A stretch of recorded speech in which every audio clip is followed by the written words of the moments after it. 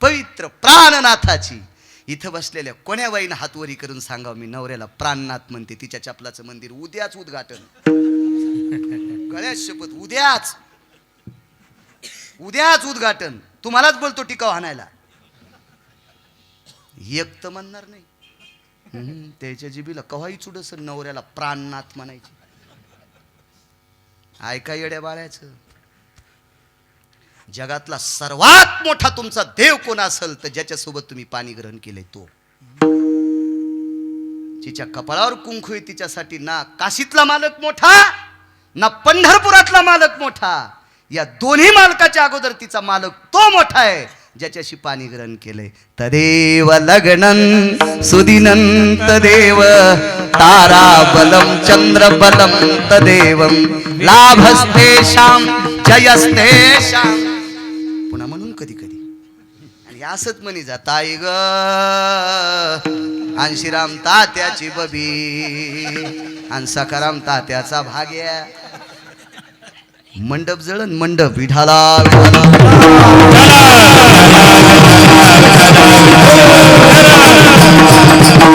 बोलत केलं नाणे सर. आणि आईनं सांगितलं बाळा प्राणनाथाची मी प्राणप्रिय आहे. महाराज काय खात्री असेल हो, मी नवऱ्याची प्राणप्रिय आहे. इतकी खात्री असावं बाईच्या अंतःकरणात. तिने विटेवरच्या मालकाला उभं करायची ताकद आहे, काशीतल्या मालकाला उभं करायची ताकद आहे. महाराज नवऱ्याचा शब्द न पडू देणाऱ्या बाईला जुहार करून घेतलं तरी बांगडीची बाई पुन्हा तयार होती. देवराचं चरित्र पहा, शिवपुराणात देवराचं चरित्र लक्षात येईल तुमच्या. इतकी ताकद आहे आपल्या मालकाच्या दर्शनामध्ये. बाळा आई ठीक आहे, माझ्या बाबांचा स्वभाव मला माहिती आहे. माझे बाबा तुझे प्राणनाथ आहेत, मला याबद्दल ज्ञात आहे. पण तू अंधारात का गेली? बाळा मी गेल्या वर्षी बोलून गेलतो वाक्य. बाईच्या अंगावरची साडी जर फाटली तर तिच्या बापाची इज्जत जात नाही. तिचा बाप मंत्री जरी असला तरी तिच्या बापाची इज्जत जात नाही. तिची आई कलेक्टर जरी असली तरी तिच्या आईची इज्जत जात नाही. तिचा सासरा पंतप्रधान असला तरी त्याची इज्जत जात नाही. तिची सासू राष्ट्रपती असली तरी तिची इज्जत जात नाही. इज्जत जाती नवऱ्याची. तुका म्हणे नग्न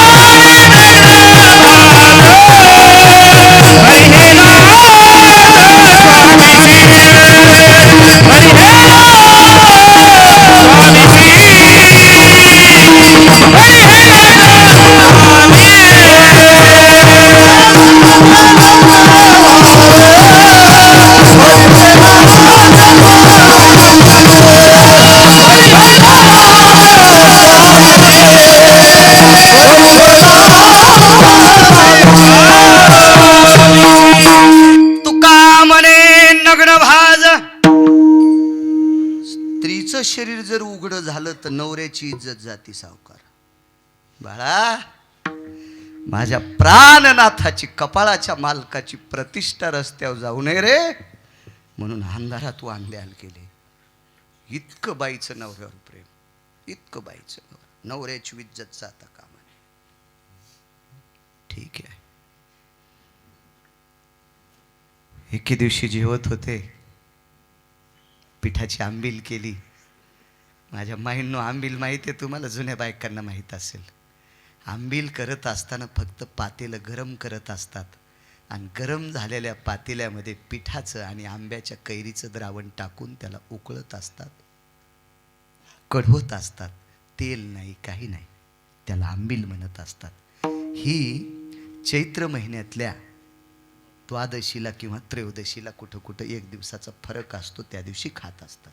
वर्षभर टायफॉइड होत नाही असं मोठ्यांचं वाक्य आहे. त्या दिवशी घुगऱ्या सुद्धा खात असतात स्वामीजी. तर ही आंबील एक झाकणीभर केली आपण मराठवाड्यातली माणसं आहोत. श्रीमंत जरी असेल तरी झाकणी कळती, खापराचं पात्र.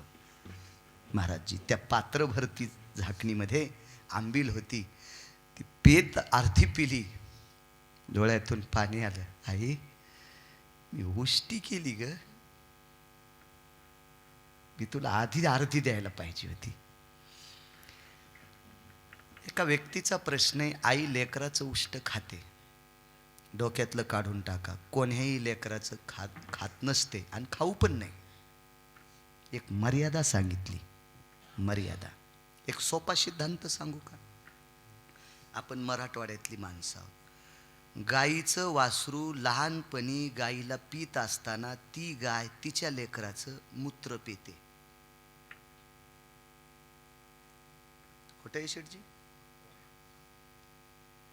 वासरू माईला पेत असताना, मग ते गोरा असो किंवा कालवडा असो, ती पेते. तेच वासरू आईच्या स्तनातलं दूध संपल्याच्या नंतर ती आटली असं म्हणतो, अशा वेळेला त्या वासराचं पेल ती नाही. हा सिद्धांत पशुसाठी जर इतका गोड न्याय आहे, तर तुमच्याकडच्या तुरी कुठं बी दळायच्या का तुम्ही? तुम्हाला न्याय नाही?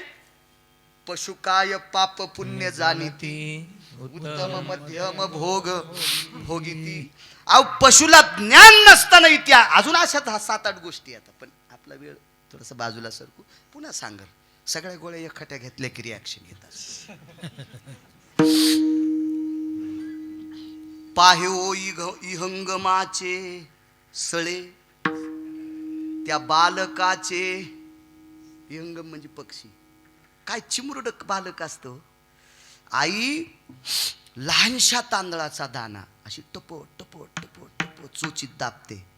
कधी कधी त्या पक्ष्याची जीभ सुद्धा रगडल्या जाते. कधी कधी जिभेचं रक्त त्या दाण्याला लागते स्वामीजी. पण तो बारीक केलेला सूक्ष्म राईसारखा दाना चिमुरड्या त्या पिलाच्या अंगावर पान जरी पडलं तरी ते पिलू मरण. पण त्या पिलाच्या तोंडात अशी चोच घालते की त्याला विजा नाही झाली पाहिजे आणि तांदूळ फोडायची ताकद तिच्या चोंचेत. पण हेच पिलू मोठं झाल्यावर ती कधी चोंच घालते का तोंडात? हा कोणाला न्याय? पक्षाला. आपले असेच का घोडे कोणीकडे बिबिना लगामाचे? बाळ सांगते आई, मी उष्ट केलंय, आता तुला देता येत नाही. पी बाळा पी. महाराज आईच्या म्हणण्यानुसार ती आंबील पिली. चरण सेवा अखंडित सांगायला पायाची ताकद काय लाला. आणि मग त्याचं रडणं थांबत नव्हतं. आईने विचारलं, बाळा इतका का शोक करतोस रे? आई, अख्खं जीवन माझ्या बाबानं एका देवाची भक्ती केली ग. आई, अशा पवित्र माझ्या बाबाची तू धर्मपत्नी आहेस. तू सुद्धा किती मर्यादेच्या चौकटीत आहेस. आई, मी जरी वयानं लहान असेल पण मला अजून कळत नाही मी माझ्या आईची आणि बाबाची आज्ञा उल्लंघन केली नाही. मला सुद्धा मालकानं किती गोड सद्गुण दिलाय ग. मग आपल्यावर हे दारिद्र्य का ग? आपल्यावर ही परिस्थिती का? आई, तुझ्या जन्नूवरचं पातळ फाटावा. जन्नी म्हणजे मांडी, पातळ म्हणजे लुगडं, हे फाटावा. जगात जर काही बघितलं तर प्रभू तेरी माया किशु को धूप किशु को छाया. ती त्याची माया आहे. आपल्या आपल्या प्रारब्धानुसार ती चालत असते. हे असं का ग बाळा? असा प्रश्न मला फार दिवसापासून उद्भवला.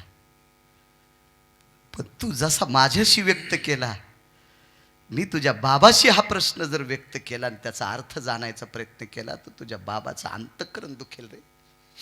याच्याकरता मी तुझ्या बाबापाशी व्यक्त करत नाही.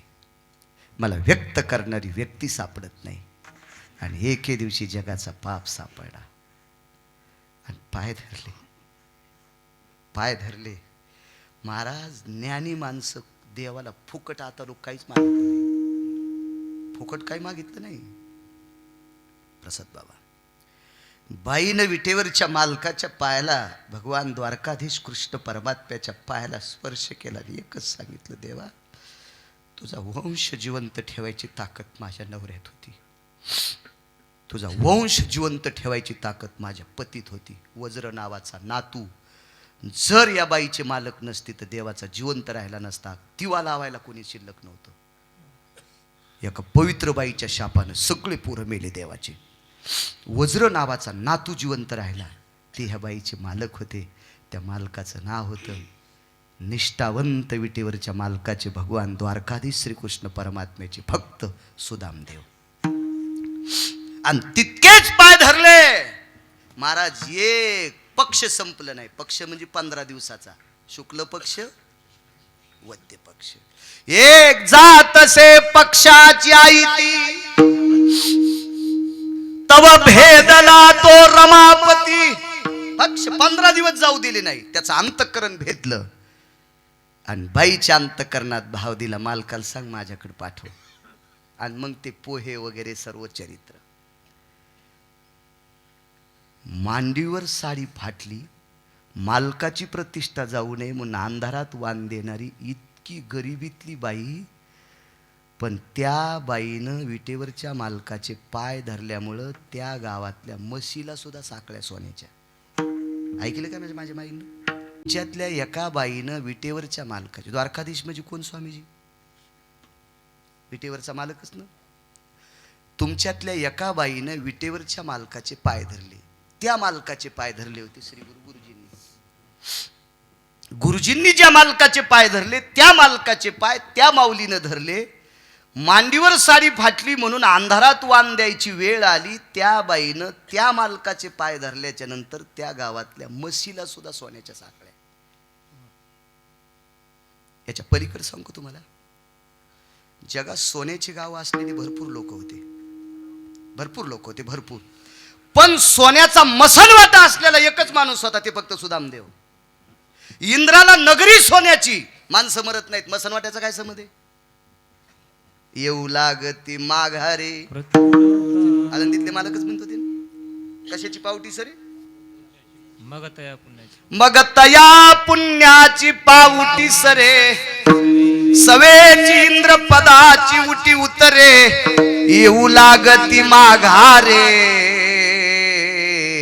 तुरी का पायला असू द्या ना केवढा बी सोन्याच्या नगरीत राहणारा. चल बोंबलत खाली दगड. तू का म्हणे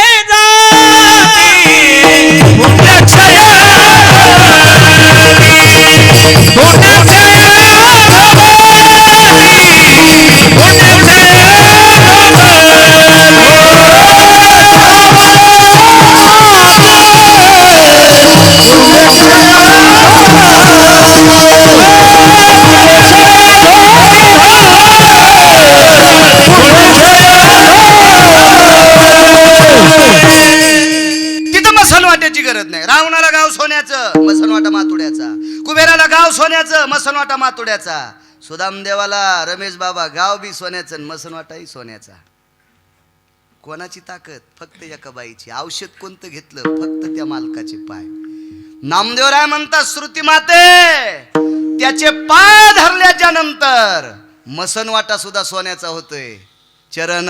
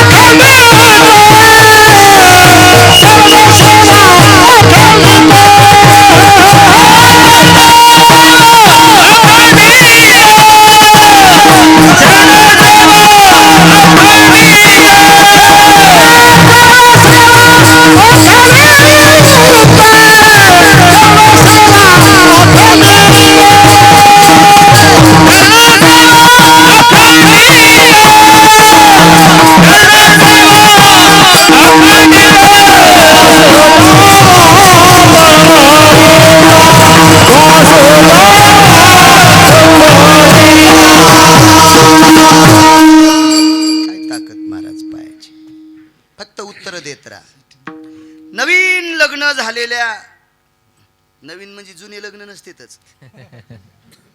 लग्न झालेल्या नवरदेव नवरीनं कोण्या देवाच्या पाया पडायला जावं सावकार सुरुवातीला? कोणाच्या? तो नंतरचा विषय. लग्न लागतानाच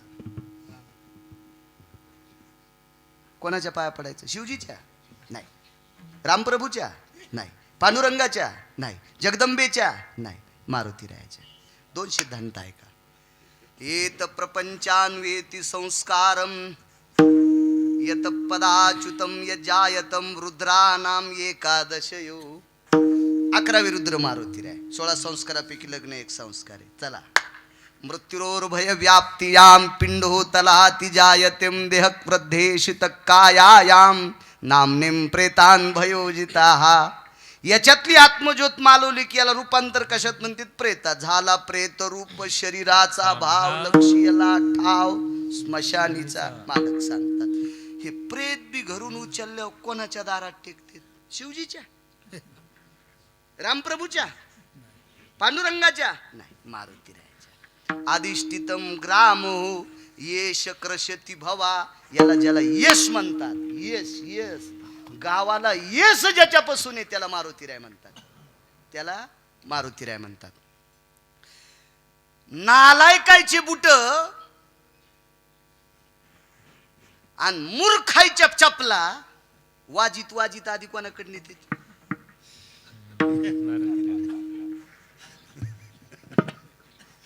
कळालं ना सगळ्याला? फक्त तुम्हाला सोडून, कारण तुम्हाला माहीतच नाही ना काय. आणि गरज नाही, ज्याला दिसतच नाही त्यांच्या चष्म्याच्या दुकानात जाऊच नाही, काही गरज नाही त्याला, आहे का नाही? उग फुकट कळण शेंडी वळवळ काय करायची, हे आमचा गरज आहे. चला. रावणानं सर्व देवता प्राप्त केल्या, राहिली होती की एखादी देवता एक सोडून? महाराज भगवान शिवशंकर रावणानं म्हणावं ते ऐकत होते. फक्त रावणाचं न ऐकणारा एकच रुद्र होता, त्याचं नाव होतं मारुतीराय. त्याला एकादश रुद्र म्हणते. एकादश. किती ऐकावं शिवजीनं, किती ऐकावं, किती ऐकावं? ते माझ्याच तोंडातून ऐकायचं का? महाराज मुलगा हुशार होता म्हणून बाई सुटल्या. भगवान गणेश विद्वान होते म्हणून बाई सुटल्या. इतकं प्रसन्न करून घेतलं होतं रावणानं शिवजीला, इतकं प्रसन्न. काय रावण प्रभावशाली, किती प्रभावशाली रावण, किती प्रभावशाली. पण प्रचंड विद्वत्तेची आणि संपत्तीची व्याप्ती असताना एकच प्राप्त झाला नाही, फक्त मारुतीराय. आणि एकट्यामुळं रावणाला समुद्राच्या तीरावर फुकावं लागलं, ठाण ठाण ठाण ठाण ठाण गावऱ्या टाकून, एकट्या मारुतीरायमुळे.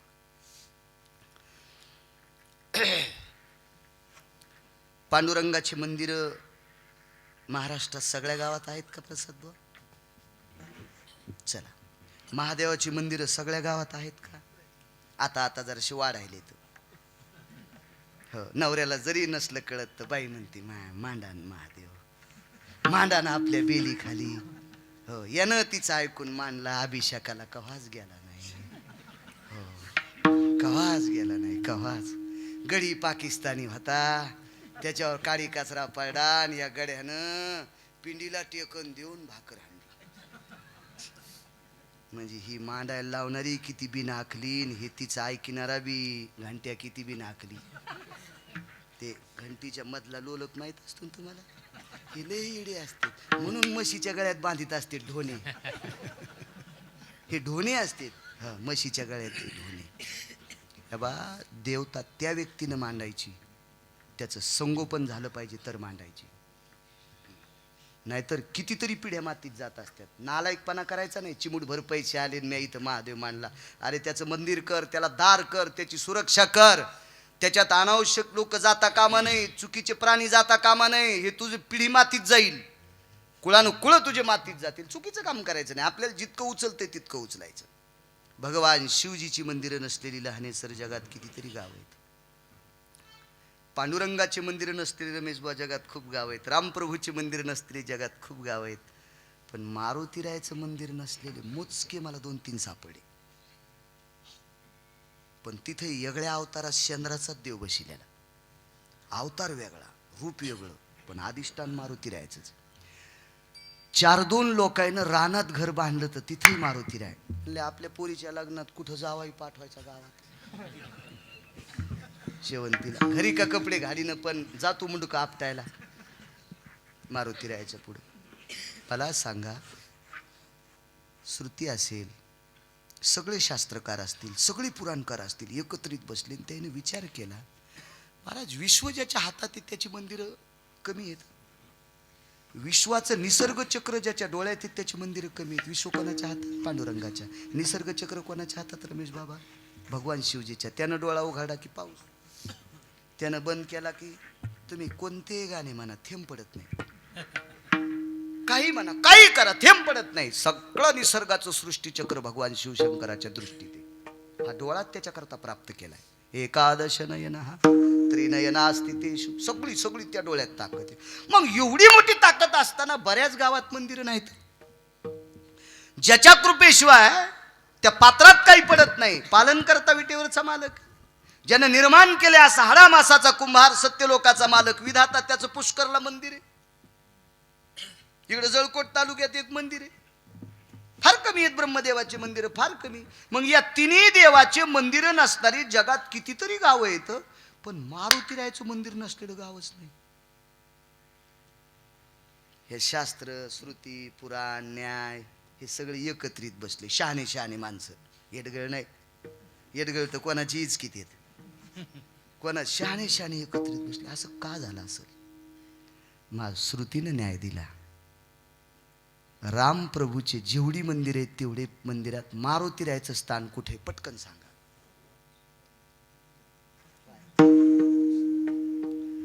काय प्रभू रामचंद्राकडे सिंहासन नव्हतं मारुतीरायाला द्यायला?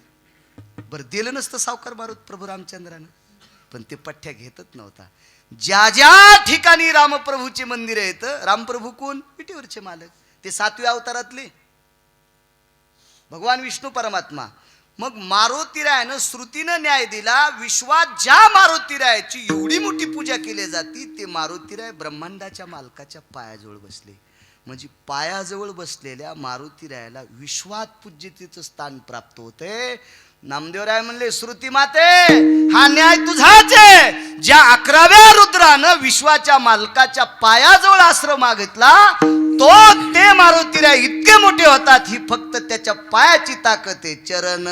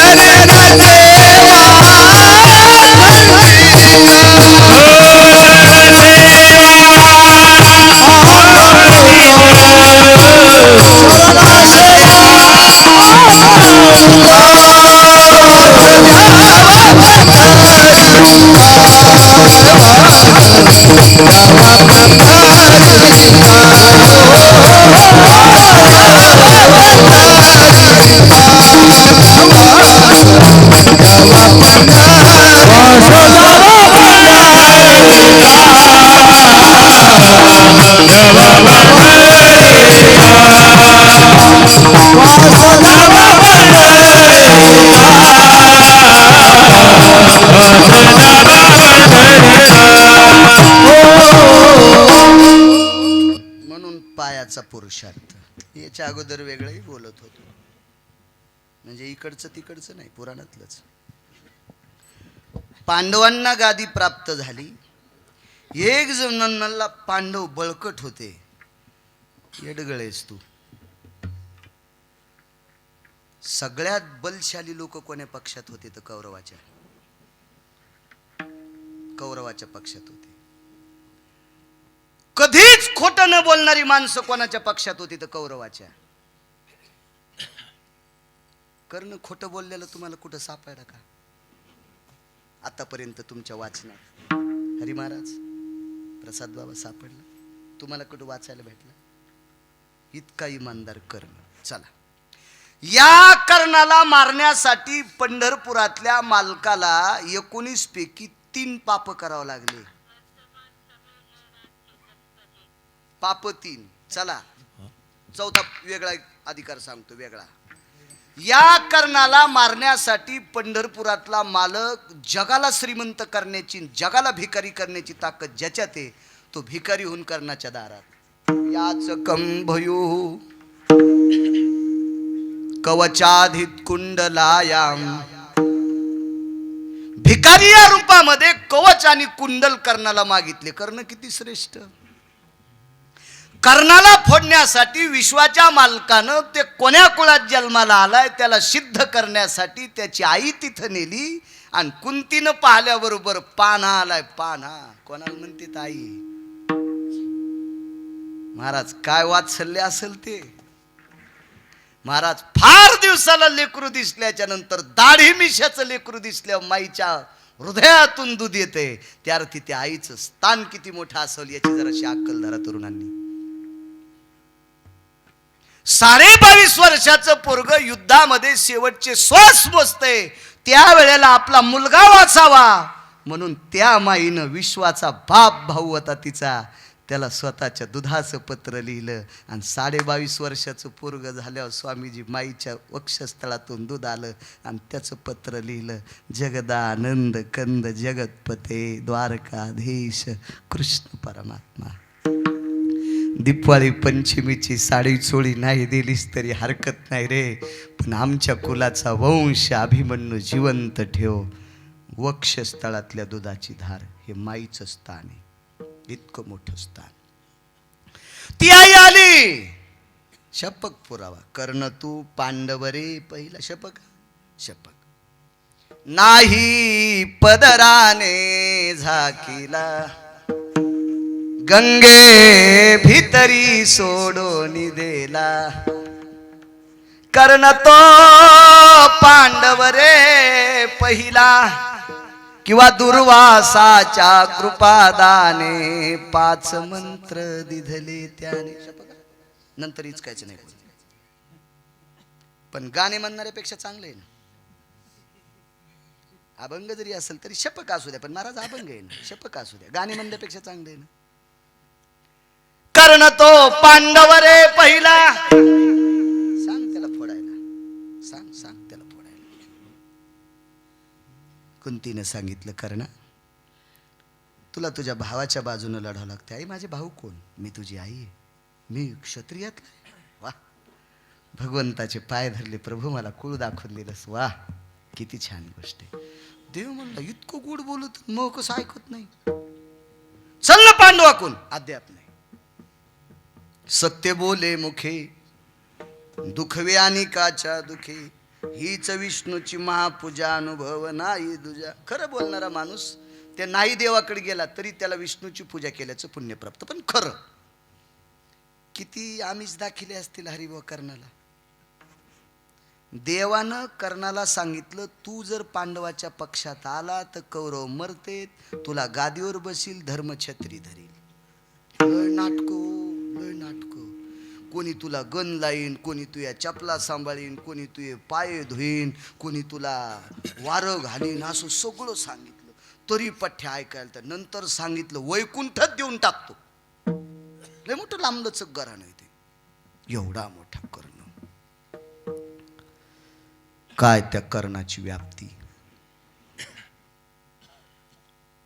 आईला सांगितलं, आई माफ कर, मी जरी तुझ्याकडे नाही आलो तरी तुझे 5 जिवंत राहतील.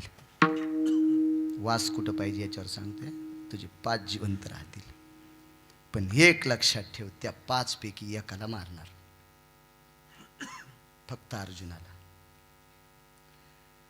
एकदा सहदेव कर्णाच्या अंगावर गेले. सहदेवाला कर्णाने मारणं म्हणजे एखादं छोटंसं टमाटा असतं का बारका, आपण त्याला गावरान शेतकरी त्याला भेदरी टमाटे म्हणते. ते बाजारात येत नाहीत अशी बारके बारके. ढकणे साहेब ते टमाटर दाबायला किती ताकद लागते, तितकी सुद्धा ताकद कर्णाला नकुल आणि सहदेव मारायला लागत नव्हती.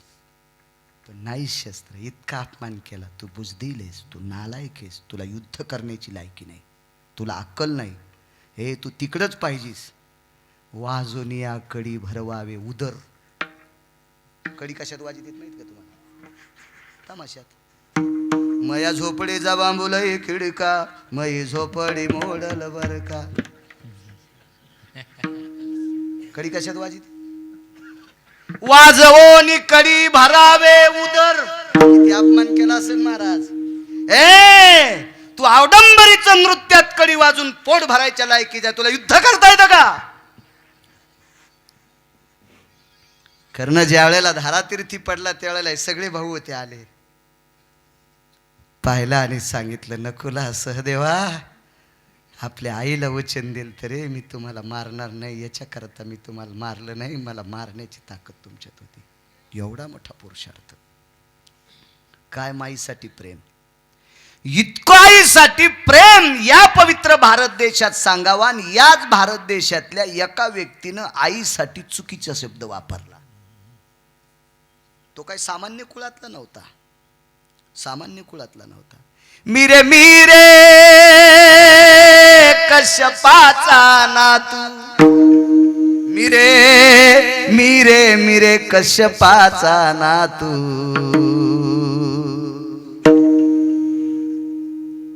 एकाचं नाव सांगतोय, जटायू नामे विख्यात, मिरे मिरे कश्यपाचा नातू, जटायू नामे विख्यात. या सृष्टीचं फार मोठं आधारसूत्र ज्या कश्यपापासून आहे त्यांचा नातू. हे कारण याच कुळातला. आईसाठी चुकीचा शब्द वापरला, वाटेल ते प्रयत्न केले, तर्पण केले. तर्पण सगळ्या गंगेवर तर्पण करता येत ते बरं का, येड्यावरून नाही करायचं. आमच्या आजोबाचं श्राद्ध आम्ही त्या वड्याला केलंय. नालायक, तुला काय कळतं का शास्त्र? ते वडा वाहतू कोणीकडं? आपल्याकडे आगाऊपणा करायचा नाही. मीठ पदार्थातलं वाईट पदार्थ आहे का? मीठ हा राजा पदार्थ आहे. मिठाशिवाय पदार्थ खावडतो का? पण या मिठानं भरलेला हात जर दुधाला लागलं तर दूध राहतं का सावकार? राहतं का दूध? नाही. मग चुकता कामा नाही. नेम चुकला, काम संपलं. एका शिकाऱ्याकडे एकच बाण होता, एकच बाण. वाघाच्या मागे लागला, हाणतो हाणतो. वाघाला माहित होतं इतकं नियमदार आहे, इतकं नियमदार आहे, इतकं नियमदार आहे, यानं हाणलं की आपण मेलच. पण हे आयटीत आल्यामुळं बाण झाडाला लागला आणि वाघ आला आणि याला खाल्लं. नेम चुकल्यावर कोण जाते? वाघ गेला का स्वामीजी? नाही, हे गेला. नियम चुकला की तसं प्रत्येक जण जात असतो. तसे म्हणून नियम चुकायचे नाही. उगा कुठे बी एखाद्यानं. मी परवाला परिक्रमेत गेल्याच्या नंतर एका व्यक्तीचं वाक्य आहे, महाराष्ट्र इतका पवित्र आहे, या पृथ्वीवर भारत देशात असं एकच स्थान आहे की ते महाराष्ट्र स्थान आहे की त्या स्थानात जास्त संतांची जन्मस्थान, संताच्या पदस्पर्शाने पुनीत झालेलं सर्वात मोठं कोणतं राज्य असेल तर ते महाराष्ट्र राज्य. ज्याची महानता ब्रह्मदेवाला मोजता येत नाही त्याचं नाव महाराष्ट्र. पण तुमच्या महाराष्ट्रात जे दुकान चलत नाही ते तुमच्या महाराष्ट्रात टाका, ते मस्त चलत. मला मध्य प्रदेशातल्या एका महाराजांनी सांगितलं.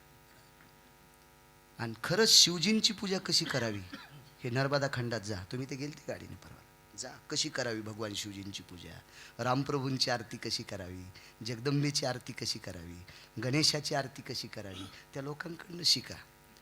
आपल्याकडे इतकं गोड सांगितलेलं, इतकं गोड सांगितलेलं, पण आपलं काय झालं माहिती आहे का? आपल्याला एक बी प्याराच वाटत नाही. ज्वारीच जवस का लिहिलं, ज्वारीत शेंदड टाकले. टाकू द्या ना, टाकू द्या ना, टाकू द्या ना, टाकू द्या ना. पण शेंदडाचं बी कडू असते का गोड? कडू. आणि गोड वाळकाचे शेंदड होत असतील का? नाही. सहाने शेतकरी ज्या वेळेला ज्वारी पाडायची त्यावेळेला मग शेंदड आणायचे, बैलाला ते दोडे आणायचे, बैलाला चारायचे. महिना महिना दोडे बैलाला, बैल बम सुटायचे. काही प्रणाली होती, नियमावली होती, सगळ्या गोष्टी होत्या. आपला काही बी बाखळाचा कोणते नियम आपले मिसळूनच, त्याच्यामुळे आपल्याला पुण्यच नाही, आपल्याकडे पुण्यच नाही. तर्पण केलं, चर्मणवती नावाच्या गंगेच्या तीरावर तर्पण केलं. वंगदेशाचा राजा कर्ण, या कर्णाचं लग्न ज्या गंगेच्या तीरावर झालं त्या गंगेला चर्मणवती नावाची गंगा म्हणतात. त्या तीरावर तर्पण विधी केला, पण पाप संपत नव्हतं. शेवटी एक सिद्धांत सांगतो, वास द्यावा पंढरीचा. वाटेल ते प्रयत्न केले. महाराज एवढ्या मोठ्या कुळातलं लेकरू काय सामान्य वाचित असेल का गावसाहेब? खूपसे प्रयत्न केले, खूपसे प्रयत्न केले, पण हातबल झाला. शेवटी एका साधकानं सांगितलं, या पापातून मुक्त होण्यासाठी पंढरपूरला जाय. आता पंढरपूरला जायचं, पण नौकर आहे दुसऱ्याचा, बिना पैशाचा नौकर आहे, नौकर आहे सूर्यनारायणाचा, आणि या अरुणाशिवाय रथ हाकताच येत नाही कोणाला. एक दिवस जर अरुण गैरहजर राहिला तर आपण म्हशीला वगैरे सोडायचे कवा? एक दिवस जर अरुण गैरहजर राहिला तर गाईला वासरं सोडायचे कधी? एक दिवस गैरहजर राहिला तर आपण सडा टाकायचा कधी? एक दिवस गैरहजर राहिला तर आपण भगवान शिवजीला पाणी अर्पण करायचं कधी? एक दिवस गैरहजर राहिला तर पांडुरंगाला मंजुळा अर्पण करायच्या कधी? एक दिवस जर गैरहजर राहिला तर गंगेची आंघोळ करायची कधी? आपल्या बापाची जहागिरी गंगेत कधी बी आंघोळ करायला?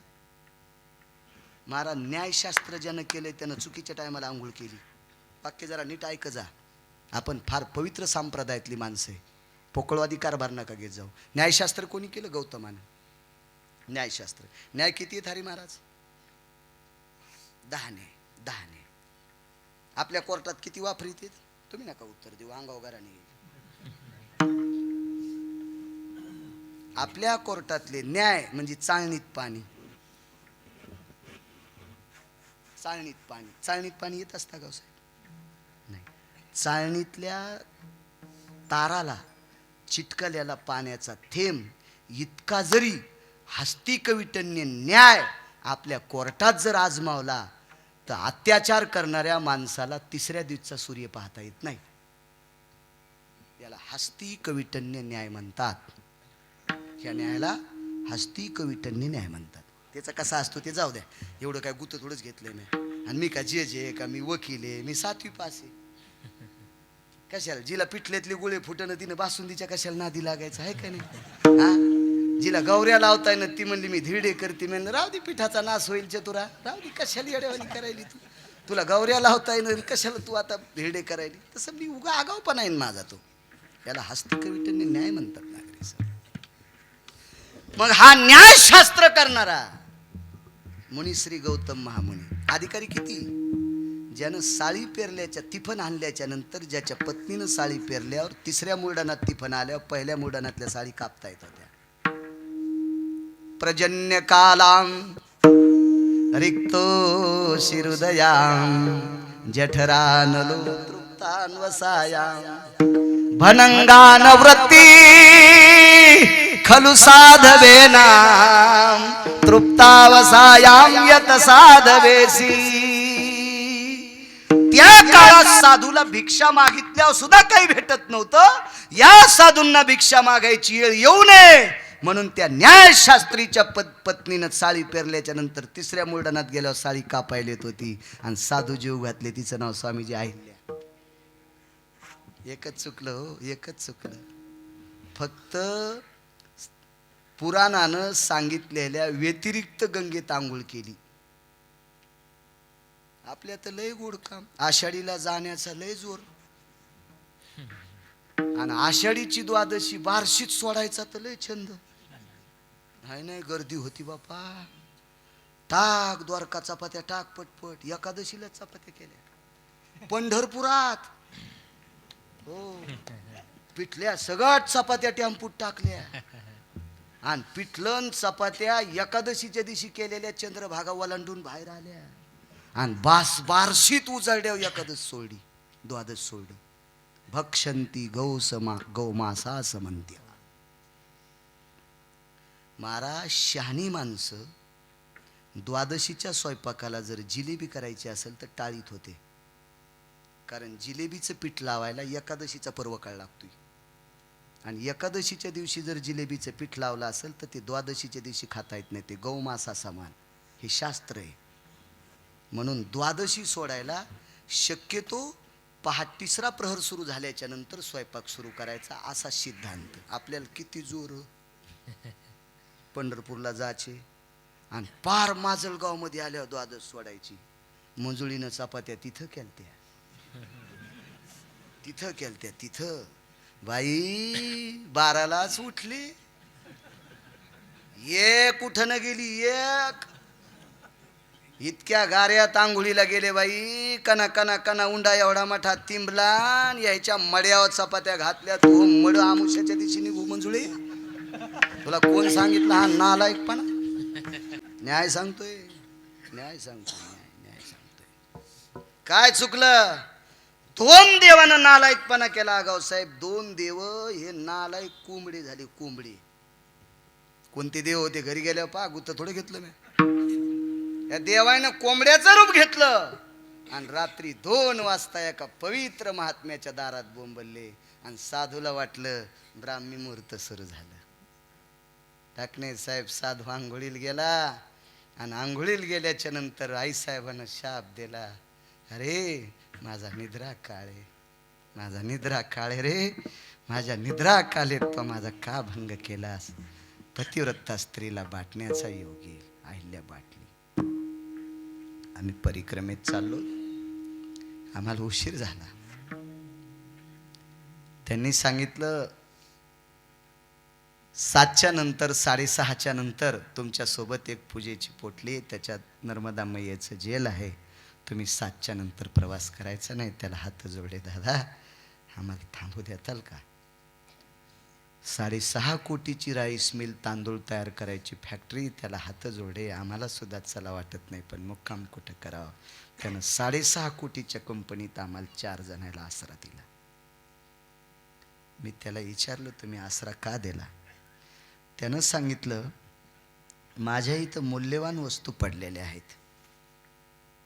तुम्ही अनभिज्ञ माणसं आहेत. तुमचं मी आधार कार्ड पाहिलेलं नाही. पण आमच्या या नर्मदा खंडामध्ये असा सिद्धांत आहे 7च्या नंतर मयेचं चल घेऊन प्रवास करणं हे निषेध आहे. माझ्यासारख्याकडे जागा असताना जर तुम्हाला दिली नसेल तर त्याचं पाप मला लागते. याला म्हणतात वागणं. काय नियम सांभाळीत असतील? किती नियम सांभाळीत असतील? अमरकंटकच्या अलीकडे एक छोटंसं जंगल आहे. त्या जंगलामध्ये आदिवाशांचं वास्तव्य आहे. आम्ही तिथे आलो. नियम सांगतो. एक नियम चुकला फक्त. वास द्यावा पंढरीचा. टाइम झाला का आपला? नाही म्हणजे काल्या पुस्तूर सुरू ठेवायचं पाहायचं. आम्ही तिथे आल्याच्या नंतर आमच्या सोबत एक पुण्याची व्यक्ती होती, एक नेवाशाचे होते, आमच्या इथले रणजितराव, आम्ही 4 जण होतो आणि 3 माणसं आम्हाला पुन्हा भेटले.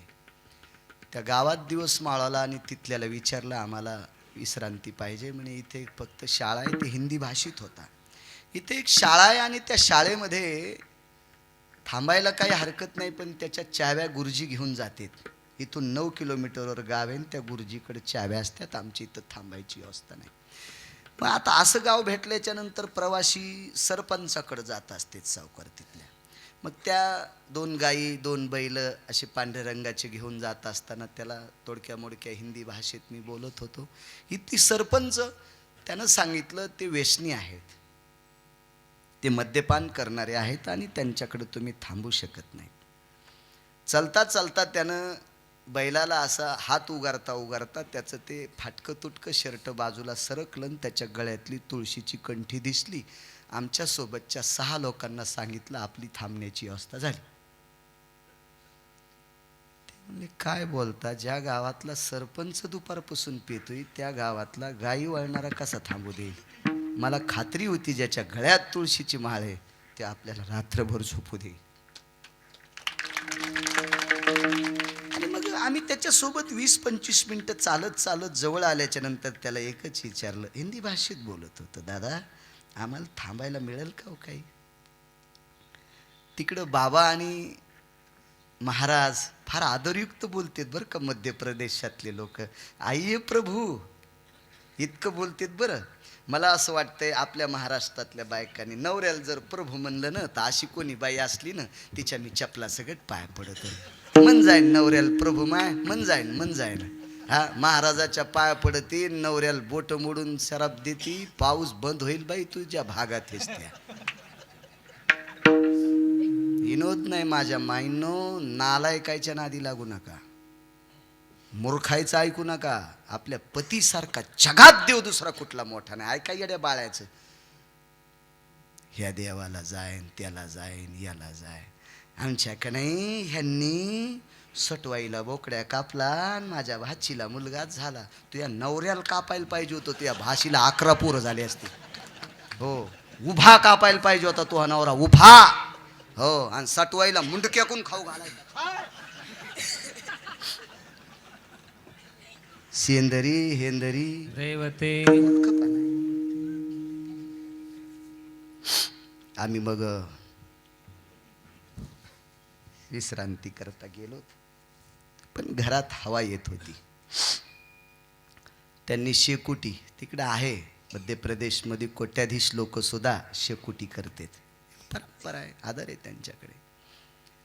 खाण्याची पंचायत. हे 6ला 6 म्हणले झोपा कशा येत्या. त्याला म्हणलं आम्हाला पीठ भेटन का? ते म्हणलं गिरणीवाल्याकडे इकत भेटन. त्याच्याकडे गेलो तर काहीच नाही. शेवटी त्याची बायको म्हणे आपल्याला राशनचे गहू 9 किलो आलते, त्याच्यातले 4 किलो दळले, यायला 2 किलो इकत द्या. म्हणजे यायला काय 100 रुपये किलो पीठ लाईन. आम्ही शेरक्स 2-1 किलो पीठ त्यांच्याकडून घेतलं. नियम सांगतो, या पवित्र देशातले नियम, किती पवित्र लोक आहेत, आणि नियम चुकल्यावर काय होते. आम्हाला पीठ दिलं. पीठ दिल्याच्या नंतर आमच्याकडे तेल नाही, काय नाही. आम्ही ज्याच्याकडे थांबलो त्याच्याकडे खरंच तेल नाही. कणिक मळली, आमच्या सोबतचे म्हणले चपात्या करायच्या असतील तर तेल नाही, बाकी करता काय. त्याच्या सगळ्या 2 किलो पिठाच्या चपात्या केल्या. आपल्या बायका पुरणपोळी जशी दुमडीतात तशा 4-4 घड्या केल्या, ठेवून दिल्या.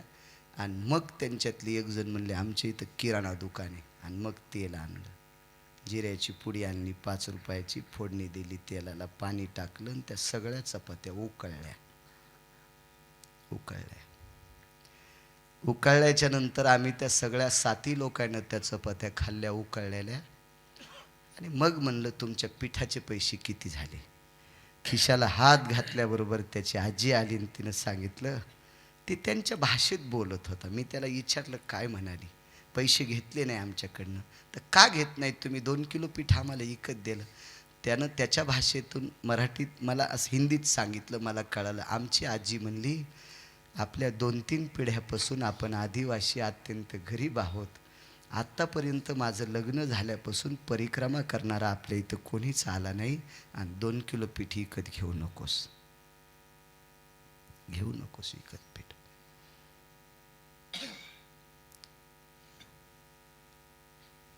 आम्ही त्याच्या मुलीचं दर्शन घेतलं. त्या 6 लोकांनी फुलाची पाकळी दिली. मला तर बरंच होतं, तुमचेच पैसे होते माझजवळ, मी जरा बरे दिले. माणसाच्या डोळ्यातून पाणी आलं, आणि त्यानं मी सांगितलं तू एवढ्याशा पैशासाठी रडतो कशाला. ते म्हणला मुलगी 11वीला आहे, आणि 15 दिवस झालं बिघाड्याला मोबाईल दुरुस्त करायला पैसे नाहीत. 15 दिवस झालं बिघडलेला मोबाईल दुरुस्त करण्यासाठी पैसेच नाहीत. असू दे म्हणलं, काय हरकत नाही, पुन्हा 500 रुपये धर. त्या दिवशी गळ्यातल्या माळीला हात लावला आणि सांगितला, या गावामध्ये मी जसा शेतकरी झालो तसं मला 10-15 क्विंटल फक्त तांदूळ होते. नुसते भात शिजून खाणारी माणसं मिठासोबत. मीठ पण असं पांढरं शुभ्र भेटायचं नाही. माळीवर हात ठेवला रमेश बाबा. त्यानं आता इथून पुढे गावात येणारा परिक्रमावासी मी उपाशी जाऊ देणार नाही. काय नियमाची प्रणाली, किती मोठी नियमाची प्रणाली.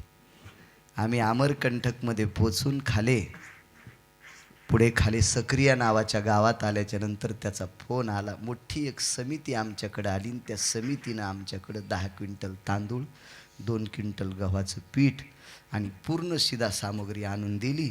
आणि चांगल्या प्रतीच्या लाकडाचा एक मंडप, त्याला चांगल्या प्रतीचा कपडा लावून 50 गाद्या, माझ्याकडे सगळी व्यवस्था करून दिली.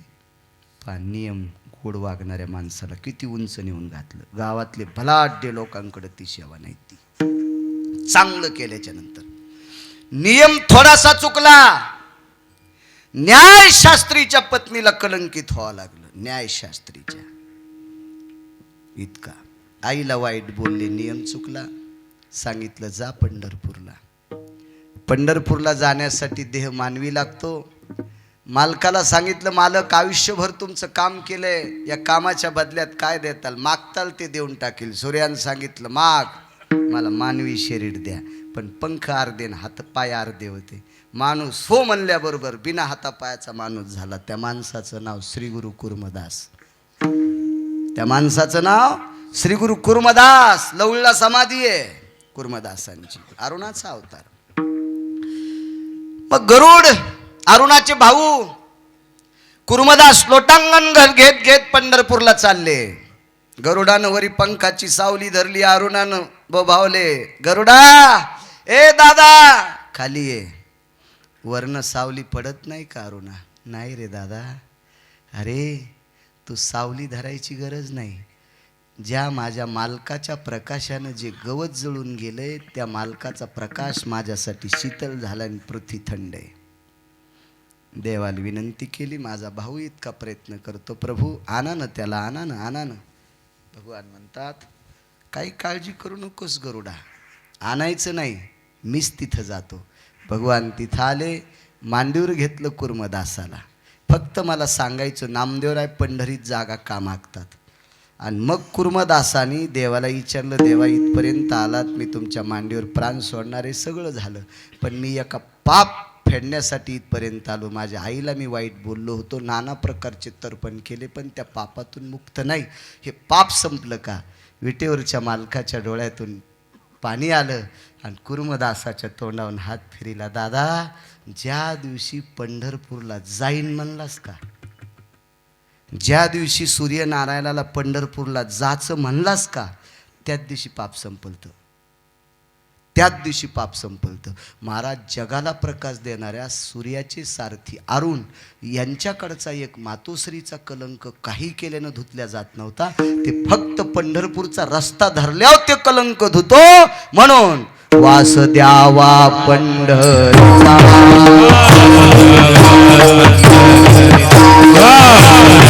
पंढरीचा